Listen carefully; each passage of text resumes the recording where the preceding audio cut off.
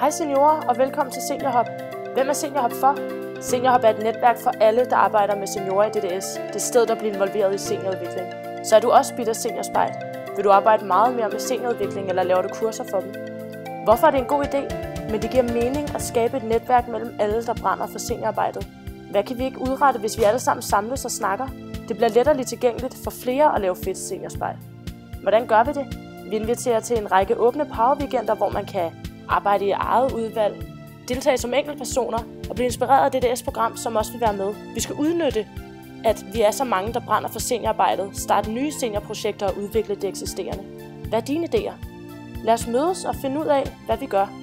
Det første møde er et opstartmøde søndag den 21. august fra 14 til 18 på Holmen.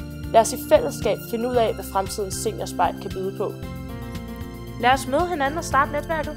Vi skal have konceptudvikle Seniorhoppen og skabe et netværk med fokus på handling, involvering, energi og begejstring. Vi skal samle ledningerne, de løse ender, og sammen skabe noget rigtig godt seniorspejl. Så kom og vær med den 21. august.